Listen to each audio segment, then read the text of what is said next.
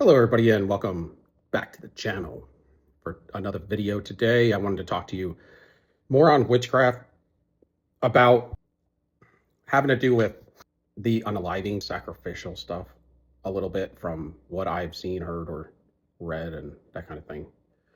Also, I wanted to talk about people that you've been with in the past who have changed. So let's jump in.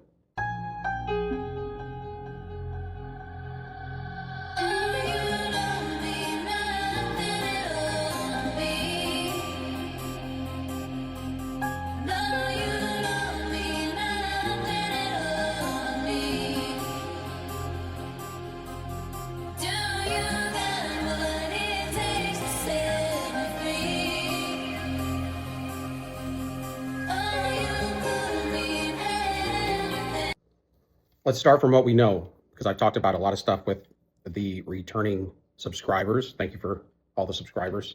I appreciate it. We hit 16.3 yesterday.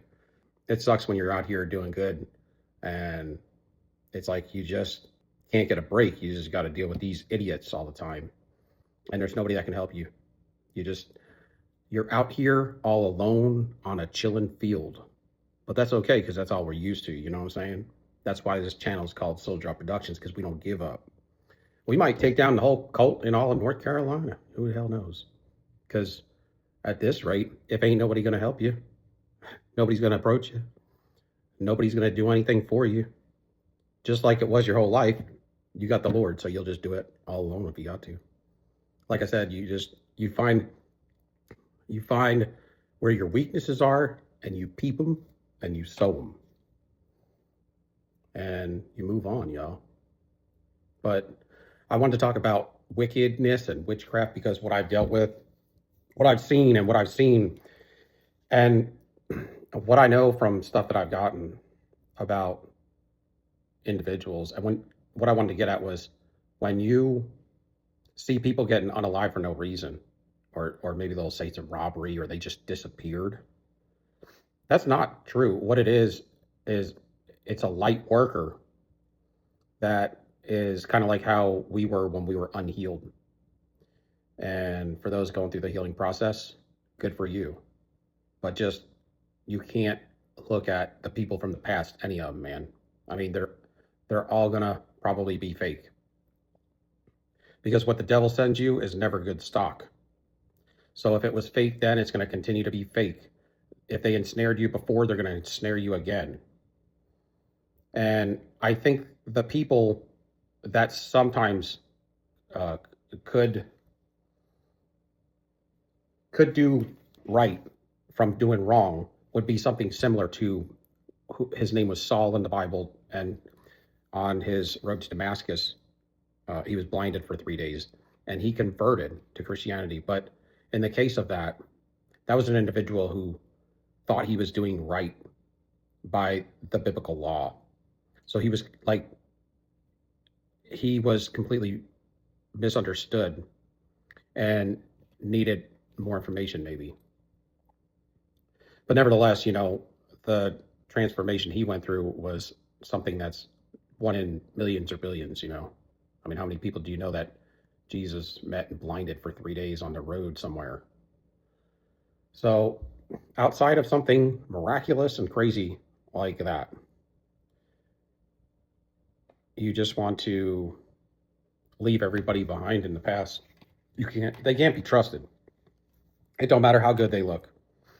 And the first time that you let them back in, you're going down. You're done. And you let them get in too far, and they will not only take everything and break it down, because they're just destroyers, but they will break you down to the ground as well. And then you will be the fool. So you can't go back to anybody in your past. And this is the thing. Even if you knew them and you thought they were good, you don't want to go back to them, because they could be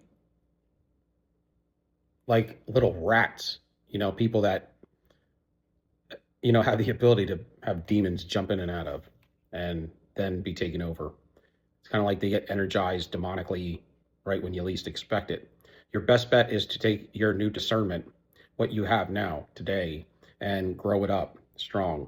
That's why sometimes it's good to have a period of time where, after you've kind of healed, somewhat to just continue by yourself for a time, because you want to grow your understanding and your discernment to a T, y'all.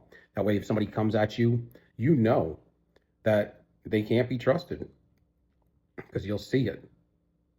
And you don't need that crap in your life. I think a lot of times people make too many heart decisions, and the heart decisions have been used by the enemy. They've been manipulated, and that's the thing. They get manipulated out of a logical, objective opinion that they should have made. The thing is when it comes down to, do you think those people changed? Well, the way I look at it, it's not that they may not have changed, but I'm not giving them the chance. You see what I'm saying? They already screwed up with you. Or if you knew them and your past wasn't to a level of where it is today, you don't really want to deal with anybody back there, because your discernment, your intuition, and the way you were living, it wasn't on point enough. So you had toxic people all around you. And when the narcissist came into your life, then you had a pack of wolves all around you, ready to chew on you, and they were chewing on you. So in my opinion, you could take it however you want, but my opinion is to have precaution, which means just leave them all. I don't need to talk to anybody, really. There's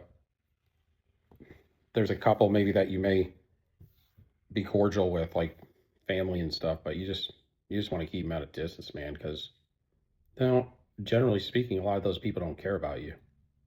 Then it may be a hard pill to swallow, but once you swallow it, there ain't no more swallowing of a pill to do. And at the end of the day, you got to come into this world with nobody, and you're going to leave with nobody. It doesn't mean you can't trust people, but it means, what I mean to say is that your pathway from the past should almost be a line of demarcation. Anybody in the past that was back there, I personally feel like you should start over, outside of maybe, one or two people that you heavily have stamped your approval on, and through and through that they're good. And that's kind of how I feel about it. But a lot of times when you see people that have those things occur, usually it's because they took a contract out on them, and they have to take them out because it's on a cycle, and they got paid. And they got paid for power and for money. Spiritual, negative, evil spiritual power.